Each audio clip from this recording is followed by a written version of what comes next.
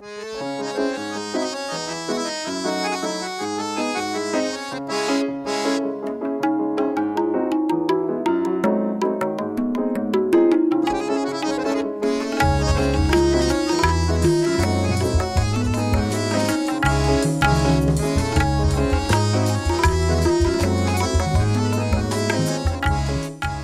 these 2 days that we've been together and discussing this extremely critical issue, I think the one thing that has come across is that that we are really still a fair distance away from arriving at what could be a practical way of implementing a proper curriculum and syllabus to teach music at schools. Because performers are born, they are not created.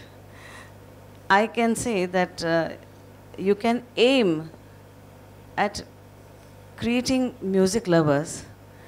जैसे विष्णु दिगंबर जी को लोगों ने पूछा था कि आपके institution में, आपके विद्यालय में कितने तानसेन तैयार हुए? उन्होंने कहा कि मैंने तो तानसेन नहीं कानसेन तैयार किए हैं, और कानसेन अगर नहीं होते हैं तो परफॉर्मर्स भी नहीं होंगे, तानसेन भी नहीं होंगे. When I'm just thinking, like he asked, are there tansens? But in school, we do ask, I mean, what are you producing for the Olympics in school, you know? Or what is the kind of scientific temperament that is in the school, so that we can go ahead to have some scientists coming out. So, or if you're looking at histories of great people, we do see that there have been people who have nurtured them at some point. There has been a nurturing quality of home or mother. You know, like now these stories are coming up of people who say, oh, the mother took me every day and this and all. Now, so having said that, I think we should not forget that that nurturing is very important in order to get that. Performance is very quintessentially given as a 10%, 15% component, so that it's just to encourage children to also express, whereas not penalizing them just because they're not able to do it. And I think that actually gets into the maturity of assessment and you know how it is done, rather than make it 50-50. It's sort of looking at up to 80%. In fact, one of the wonderful things about IB, I think, which can be discussed, is that they have this essay that they're supposed to do across the year. It's called a media essay, and it's a child is necessarily asked to take a comparative study between two elements of two different musical culture. मुझे लगता है कि secondary education के level पे, खास करके high school intermediate तक जब आप पढ़ाते हैं और म्यूज़िक को एक कोर्स के रूप में लाने की बात है, तो बिल्कुल ग्रामर बेस्ड जो पढ़ाई है वो तो फिर बिल्कुल म्यूज़िक की होगी कि साहब आपको ये इतना मीटर पे ये पढ़ना है, ये ग्रामर समझना है. मुझे नहीं लगता कि कोई बच्चा उसमें बहुत जल्दी इन्वॉल्व होगा या उसमें उसको रस मिलेगा. हमेशा बाहर की वो इन्फॉर्मेशंस या ऐसे लोगों की चीज़ें, उस कलाकार का इंटरव्यू ज़्यादा इम्पॉर्टेंट हो सकता है कि हम पंडित रविशंकर का इंटरव्यू कोर्स में लगा दें और उसका जो इम्प्रेशन और उसके जो एनेक्डोट हैं वो बच्चा समझे और उससे खुश होकर के वो सितार सीखने की ओर जाए, बनिस्बत ये कि हम सितार के स्ट्रिंग्स को समझाएं. वो भी ज़रूरी है, वो ग्रामर है, लेकिन कई बार हम उन चीज़ों को मतलब दरगुजर करते हैं. विकिपीडिया की जहाँ तक बात है, जहाँ तक मैंने देखा है, उसमें अधिकांश जानकारियाँ गलत रहती हैं. मतलब आर्ट एप्रिसिएशन में आप अगर वान गॉग की पेंटिंग देख रहे हैं और हुसैन की पेंटिंग देख रहे हैं, पेंटिंग देखने की भी एक नज़र, एक तमीज़ होती है. वो बताने वाला आदमी हो तो शायद पेंटिंग का रस बढ़ जाए. तो वही है कि आप अगर एक ठुमरी गा रहा है कोई, तो ये बच्चे को ये बता पाना ज़रूरी है कि किराना घराने का ख्याल ऐसा है और ग्वालियर का ऐसा है और इसमें ये डिफरेंस है. मतलब उसको, मेरा अपना मानना ये है कि उसको जितना हम रोचक बना के रख सकें. जैसे हमने एक प्रयास किया था कि एमए संगीत में पूरा करने के बाद ये चर्चा चल रही थी कि भैया आपको तो गाने के लिए कोई बुलाने वाला नहीं है, तो क्या करोगे, जियोगे कैसे. तो ऑल्टरनेटिव रेवेन्यू मेकिंग एक्टिविटी क्या क्या हो सकती हैं. उससे चलते हमने ये पाया कि श्रोताओं को अगर हम कानसेन बनाने की कोशिश करें तो उसके लिए एक वर्कशॉप हमने डिज़ाइन करी और उसके काफ़ी प्रयोग किए. 50 वर्कशॉप करने के बाद उसका इंटरेक्टिव सीडी बनाया, सीडी रोम बनाया. उससे फ़ायदा ये हुआ कि हमें पता चला कि ये क्रॉस सेक्शन को अपील करना है तो you can use multimedia very effectively. One is, of course, about online resources. And I think it's, we've only been saying we should acknowledge and we should see, but I think very important point raised is that there is so much inaccurate information on the net. So when we encourage it, I mean, we're trying to create a glossary for audio and video terms, and everybody says they're all online, but we downloaded a lot of them, and we found many had huge inaccuracies. So we finally made our own, whatever. So this is just a simple example that there are lots of inaccuracies. To just encourage saying, let's look at online, if it was online. We are always worried about what would happen. But my main thing is that, you know, as an archive, when you asked us yesterday that would we be willing to share material, or could, you know, how we could work with music educators so that material from the archives could be used. Curricular shifts in the timing given. Do we first start with a couple of classes, maybe 6th, 7th, 8th, like he's suggesting the MYP maybe, and look at a model there and run a couple of successful programs and then see how can they be replicated, what is the critique of that program that's coming out, and for parents also to see that there is benefit in that and not for them to see it as distant from you know, the potential for higher education and employability, etc. Then the other very critical part is which is trying to make a distinction here between music education at the university level being organized for someone who is wanting to engage with music deeply for their more advanced engagement, and the other is for somebody to be engaging with music because they're going to facilitate music for young people. So that distinction also needs to be made very carefully in terms of design and the kind of courses that we envisage and the kind of curriculum that we envisage. I would urge that we don't look at something like a B.Ed kind of a thing, but a teacher education program specializing in music education. The other thing is institutions like Ninasam, which is largely oriented to theatre practice, they also have a certain quota for teachers.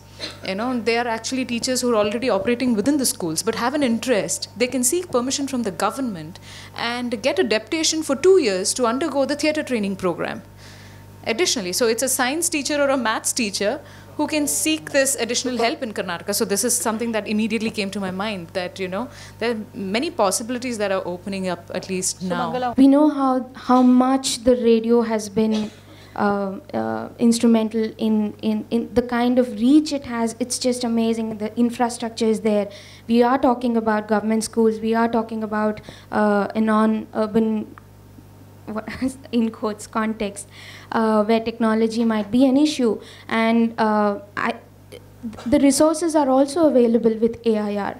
When we are talking about the multiple language context, the multiple cultural context, it's all there. It's just about access. However, for something like this, for a music education program, if we can bring the AIR to collaborate with us and allow music educators or people who are working in this area to go look at their archives, open up their archives, and use the material that is, they have rich material and they're just sitting on it.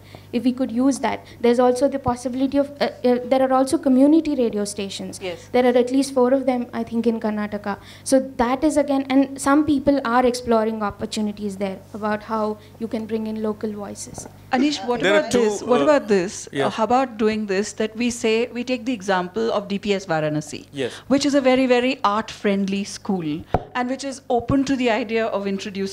So I'm sure that if we were to draw up just very small pointers, maybe according to diverse situations, those pointers could be pruned or expanded or elaborated upon.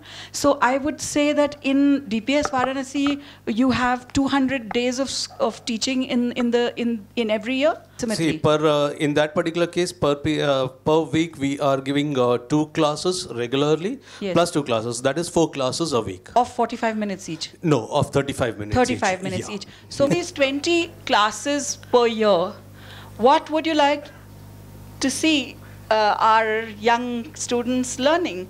Can we have an idea of what we could possibly teach them in the music class? Can we look at the broad aims first? Okay.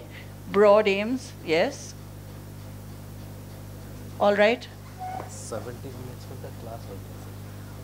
Such as? Listening and appreciation. Listening and... So there's listening and appreciation, yeah? We went through this exercise in office and we have these 3 broad objectives. One is self-exploration.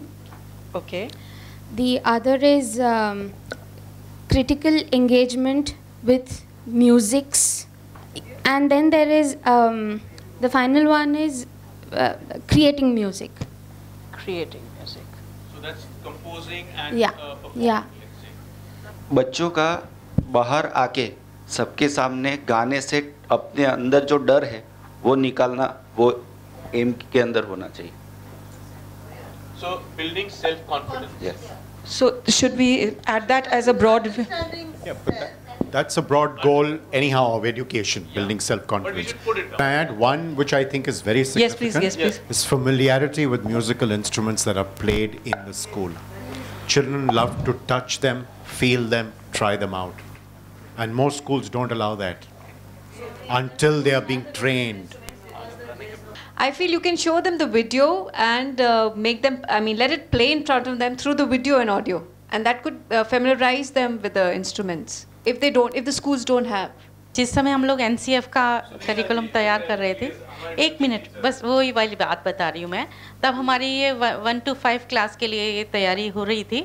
उस समय एक बहुत अच्छा suggestion आया था कि music room में एक छोटा सा कॉर्नर बनाया जाए जहाँ पर कि कई तरह की चीज़ें रखी जाएं जिसमें कि आवाज़ साउंडिंग प्रोजेक्ट्स मतलब साउंडिंग कोई भी आप रखिए प्रॉपर्टी जिससे कि साउंड निकले.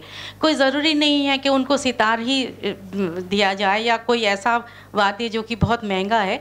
घंटी रखिए, झुनझुना रखिए, क्योंकि वो उन दोनों की तीनों की आवाज़ों को डिस्क्रिमिनेट कर पाएंगे कि ये किस तरह से आपस में फ़र्क हैं.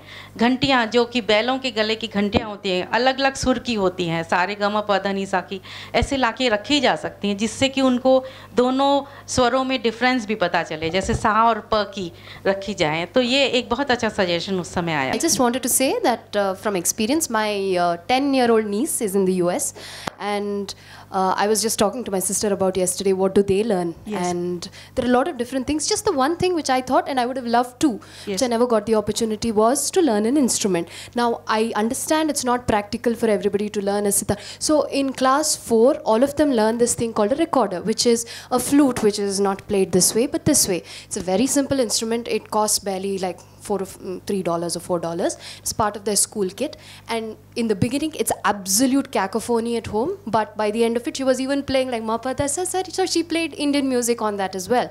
So the idea being, I think definitely an instrument, I'm not saying at class like UKG or whatever, not just concentrating on vocal music, but a simple instrument like a recorder or an Indian equivalent, a flute, which is not expensive, easily available, and can also be played to some level.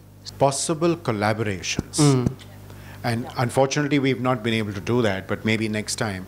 And perhaps you would like to facilitate that at small groups, online, etc. That can be done. Let's look at, because some interesting ideas have emerged yesterday and today. Even if they're small, and we see how the small ones can become big ones, because there are lots of possibilities in definitely taking this aspect on. And if we are working in that direction, then for at least a substantial number of this group, meeting every 6 to 8 months for a little while to see where have we progressed, or is it just still talk in thin air? It's very easy to fall into that trap because everybody is busy with their own agendas. But that fact that we want to prioritize this, it would help to take it in that direction. Well, thank you enough for sparing all this time and so patiently and so generously sharing your suggestions, comments and ideas. And I also thank all of you for your presence here. I thank the media for their support. And of course, it's going to be a very, very big 3 cheers for DPS Varanasi. Hip hip!